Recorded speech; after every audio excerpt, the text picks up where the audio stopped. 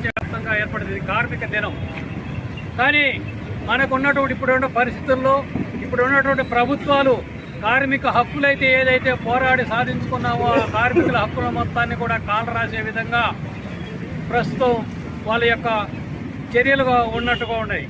దీనికి చిన్న ఉదాహరణ ఏంటంటే మనకు కార్మిక వర్గం మొత్తం కూడా ఐక్యంగా లేని ఫలితంగానే కానీ ఈరోజు ప్రభుత్వాలు ఈ విధంగా చేస్తూ ఉన్నాయి. మనకు సమ్మె చేసే పరిస్థితి మనకు వస్తుంది.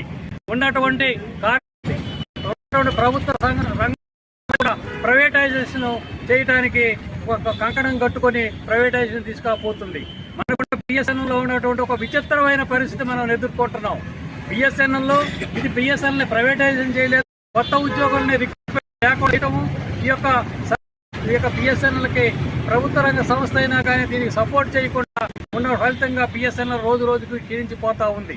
దాని యొక్క ఇప్పుడు మనకు 2017 జనవరి నుంచి కూడా మనకు వేజ్ రివిజన్ జరగాల్సినటువంటిది వేజ్ రివిజన్ జరగనటువంటి పరిస్థితి. కారణం ఏంటంటే బలవంతంగా మనం ప్రభుత్వ రంగ సంస్థ కిందకి తీసుకొచ్చిన మనకి దీనికి ఉన్నటువంటి డిపిఈ గైడ్లైన్స్ ప్రకారంగా వరుసగా 3 సంవత్సరాలనే ప్రభుత్వ రంగ సంస్థల్లో వేజ్ రివిజన్ జరగాలి అని మనకి.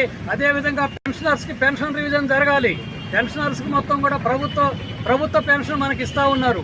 అయినా కానీ ప్రభుత్వ పెన్షన్ ఇస్తున్నా కానీ సెంట్రల్ గవర్నమెంట్ ఎంప్లాయీస్కి జరిగినట్టుగానే మాకు కూడా పెన్షన్ రివిజన్ జరగమని చెప్పేసి పెన్షనర్స్ అసోసియేషన్స్ అన్ని పోరాటం చేస్తున్నా కానీ ఏమాత్రం పట్టించుకోలేదు. వర్కింగ్ ఎంప్లాయీస్కి వేజ్ రివిజన్ జరిగితేనే మీకు పెన్షన్ రివిజన్ జరుగుతుంది అన్నారు. పెన్షన్స్ కోర్టులో కేసేసి కంటెంప్ట్ ఆఫ్ కోర్టు కిందకు వచ్చినా కానీ దాన్ని నీరుగార్చే విధంగా ఎప్పటికప్పుడు కోర్టు నుంచి కూడా ముందరకు జరగకుండా వాయిదాల మీద వాయిదాలు వేస్తూ ఉన్నటువంటి పరిస్థితి ఈరోజు మనకు నెలకొని ఉన్నది. కామ్రేడ్స్, ఇప్పుడు విచిత్రమైన పరిస్థితి ఈరోజు గత 10-12 సంవత్సరాల నుంచి ఈ యొక్క కార్మిక సంఘాలు మనకున్నటువంటి సంఘాల్లో ఐక్యత లేకుండా ఒక విచిత్రమైన పరిస్థితి మనం ఉంటాం. నాయకత్వాల కోసం మాట్లాడుకుంటున్నారే సమస్య అనేటువంటి డిపిఈ గైడ్లైన్స్ ఏవైతే ఉన్నాయో ఈ గైడ్లైన్స్ బిఎస్ఎన్ఎల్ వర్తించవు. కారణం ఏంటంటే బిఎస్ఎన్ఎల్ అనేది ప్రభుత్వం యొక్క నిబంధనలకు అనుగుణంగా పనిచేస్తుంది. స్వయం ప్రతిపత్తి బిఎస్ఎన్ఎల్కి ఇవ్వనటువంటి పరిస్థితి, మనం సొంతంగా ఎక్విప్మెంట్ కొనుక్కోవడానికి వీలైనటువంటి పరిస్థితి.